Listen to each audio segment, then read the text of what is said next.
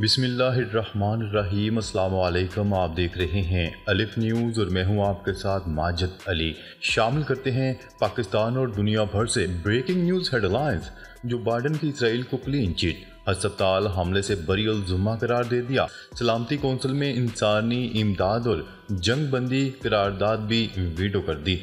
News report کے مطابق امریکی صدر جو بائیڈن نے غزہ پر وحشیانہ حملوں کے معاملے پر اسرائیل کو کلین چٹ دے دی۔ انہوں نے اسرائیل کو غزہ کے ہسپتال پر حملے سے بری الزمہ قرار دیتے ہوئے اس کا الزام فلسطینی تنظیموں پر عائد کر دیا۔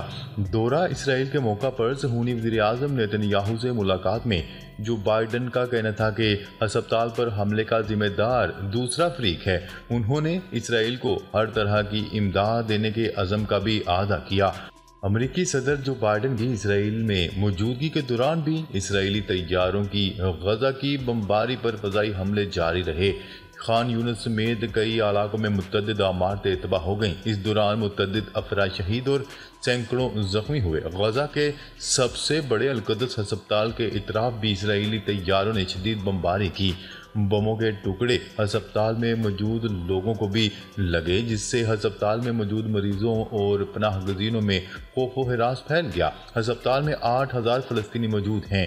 اسرائیلی طیاروں نے خان یونس میں ایک اسکول پر بھی بم گرایا، جہاں اقوام متحدہ کے زیر اہتمام کیمپ میں سینکڑوں فلسطینی پناہ گزین موجود ہیں۔ کیمپ میں موجود 6 افراد شہید ہو گئے، جبکہ متعدد افراد کے زخمی ہونے کی اطلاعات ہیں۔ صدر جو بائیڈن نے دعویٰ کیا ہے کہ اسرائیل نے رفح کے سرحد سے غزہ میں انسانی امداد کی فراہمی کی اجازت دے دی ہے۔ خبر کے اگلے حصے میں بات کرتے ہیں۔ امریکہ نے اسرائیل سے متعلقہ اقوام متحدہ کی سلامتی کونسل کی قرارداد کو ویٹو کر دیا۔ غیر ملکی خبرساں ادارے کی رپورٹ کے مطابق امریکہ نے سلامتی کونسل کی جس قرارداد کو ویٹو کیا، اس میں غزہ کی پٹی تک انسانی امداد کی رسائی کو ممکن بنانے کے لیے مطالبہ کیا گیا تھا۔ اسرائیل اور فلسطین حماس کے عسکریت پسندوں کے درمیان جنگ میں انسانی بنیادوں پر توقف کیا جائے۔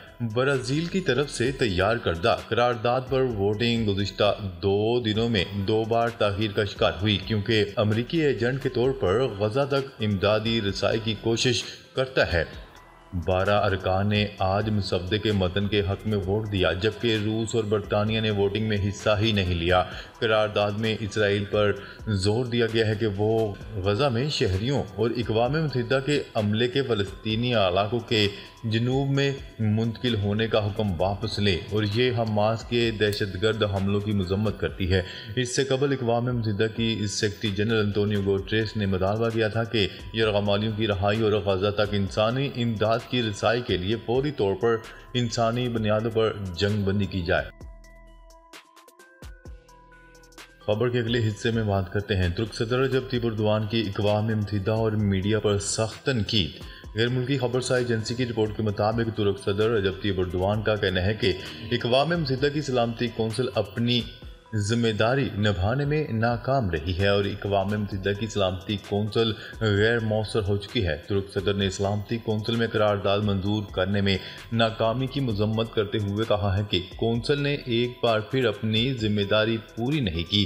انہوں نے کہا ہے کہ مغربی ممالک نے آگ پر ایندھن ڈالنے کے علاوہ کچھ نہیں کیا۔ ترک صدر رجب طیب اردوان نے تنازع کے متعصبانہ میڈیا کوریج پر بھی سخت تنقید کی۔ خبر کے اگلے حصے میں بات کرتے ہیں۔ اسرائیل کا اپنے شہریوں کو ترکیہ چھوڑنے کی ہدایت۔ غیر ملکی خبرساں ایجنسی کی رپورٹ کے مطابق غزہ کی پٹی میں ہسپتال پر مہلک حملے کے بعد انتقامی حملوں کے خدشے کے پیش نظر اسرائیل نے اپنے شہریوں کو فوراً ترکیہ چھوڑنے کی ہدایات جاری کر دیں۔ اسرائیل کی قومی سلامتی کونسل نے اعلان کیا ہے کہ ترکیہ میں مقیم تمام اسرائیلیوں کو جلد از جلد وہاں سے چلے جانا چاہیے۔ ایک اسرائیلی کونسلر نے کہا ہے کہ میں تصدیق کر سکتا ہوں کہ قومی سلامتی کونسل کی ترکیہ کے لیے سفری وارننگ کو بڑھا کر 4 کر دیا گیا ہے، جو اعلیٰ ترین سطح ہے۔ اسرائیل کے غزہ کے ہسپتال پر حملے کے بعد خطے میں اسرائیل کے خلاف مظاہروں کی ایک لہر شروع ہو گئی ہے۔ اس حملے کی مذمت کے لیے ترکیہ کے شہر استنبول اور دارالحکومت انقرہ میں ہزاروں افراد نے اسرائیل کے سفارتی مشن کے باہر احتجاجی مظاہرے میں شرکت کی۔ فلسطین کے حامی ترک صدر رجب طیب ایردوان نے اسرائیل پر خواتین معصوم بچوں کو پناہ دینے والے ہسپتال پر حملہ کرنے کا الزام عائد کیا اور دنیا پر زور دیا کہ وہ غزہ میں ہونے والے المیوں کو روکے۔ خبر کے اگلے حصے میں بات کرتے ہیں۔ اسرائیلی حملوں میں شہید فلسطینیوں کی تعداد 3500 سے تجاوز کر گئی۔ غیر ملکی میڈیا کی رپورٹ کے مطابق اسرائیلی فوج نے ایک ہی روز میں مزید 433 فلسطینیوں کو شہید کر دیا، جس کے بعد شہداء کی تعداد 3500 سے زیادہ ہو چکی ہے، جبکہ 13,000 فلسطینی زخمی ہیں۔ میڈیا رپورٹس کے مطابق جبالیہ پناہ گزین کیمپ میں 2 گھروں پر اسرائیلی بمباری کے باعث 40 فلسطینی شہید ہو گئے۔ اسرائیلی فوج نے 12 فلسطینیوں کو غزہ کی بندرگاہ کے قریب بھی نشانہ بنایا۔ غیر ملکی میڈیا کی رپورٹ کے مطابق نصیرت کے علاقے میں مسجد پر بمباری کی گئی، جس سے خواتین اور بچوں سمیت درجنوں افراد شہید اور زخمی ہو گئے۔ دیر البالہ میں گھر پر بمباری سے بھی مزید 10 افراد شہید اور 22 زخمی ہو گئے۔ 18 افراد ملبے تلے دب گئے۔ میڈیا رپورٹس کے مطابق غزہ میں ہسپتال کے ہیڈ کوارٹر کے قریب اور القدس ہسپتال کے ساتھ علاقے پر بھی بمباری کی گئی، جبکہ الشفا ہسپتال کے نواحی علاقے کو بھی بمباری کا نشانہ بنایا گیا۔ ان حملوں میں بڑے پیمانے پر اموات کا خدشہ ظاہر کیا گیا ہے۔ اعلیٰ وزیر اقوام متحدہ کے تحت خان یونس میں چلنے والے اسکول پر بھی بمباری کے نتیجے میں کئی افراد شہید ہو گئے۔ سعودی ولی عہد اور جاپانی وزیر اعظم کا ٹیلی فونک رابطہ، اسرائیلی جارحیت روکنے کی کوشش پر اتفاق۔ دونوں رہنماؤں نے فلسطین پر اسرائیلی جارحیت کو روکنے کی ضرورت پر زور دیتے ہوئے کشیدگی کم کرنے کے لیے تمام کوششوں کو بروئے کار لانے پر اتفاق کیا۔ سعودی ولی عہد نے کہا ہے کہ غزہ میں شہریوں کو نشانہ بنانا گھناؤنا جرم ہے۔ اسرائیل کی جانب سے غزہ پر وحشیانہ حملے کیے جا رہے ہیں۔ غزہ کے مکینوں کو تحفظ فراہم کرنا انتہائی ضروری ہے۔ انہوں نے مزید کہا ہے کہ خطے کے امن اور سلامتی کو لاحق تمام خطرات سے بچانے کے لیے فوجی کارروائیوں کو فوری روکنا ہوگا۔ خبر کے اگلے حصے میں بات کرتے ہیں۔ سعودی وزیر خارجہ کی ایران، پاکستان اور ترک وزراء خارجہ سے الگ الگ ملاقاتیں۔ اجلاس میں سعودی وزیر خارجہ شہزادہ فیصل بن فرحان نے ایران، پاکستان اور ترکیہ کے وزراء خارجہ سے ملاقاتیں کی۔ اس موقع پر شہزادہ فیصل بن فرحان نے وزراء خارجہ کو غزہ میں نہتے شہریوں کو نشانہ بنانے کے خلاف سعودی موقف سے آگاہ کیا اور بین الاقوامی انسانی حقوق پر عمل درآمد پر زور دیا۔ شہزادہ فیصل بن فرحان نے وزیر خارجہ جلیل عباس جیلانی سے بھی ملاقات میں خطے میں کشیدگی کے خاتمے کے لیے عالمی کوششوں اور غزہ پر بمباری کے دوران شہریوں کے تحفظ پر تبادلہ خیال کیا۔ یاد رہے کہ جدہ میں اسلامی تعاون تنظیم ایگزیکٹو کمیٹی کے اجلاس میں عالمی برادری سے مطالبہ کیا گیا کہ غزہ میں جنگی جرائم پر اسرائیل کو کٹہرے میں لایا جائے۔ OIC نے غزہ کے ہسپتال پر اسرائیلی بمباری کو جنگی جرم قرار دے کر اس کی سخت مذمت کرتے ہوئے اسرائیل سے فلسطینیوں کے خلاف جارحیت بند کرنے کا مطالبہ کیا اور کہا کہ غزہ کی پٹی کا محاصرہ فوری ختم کیا جائے۔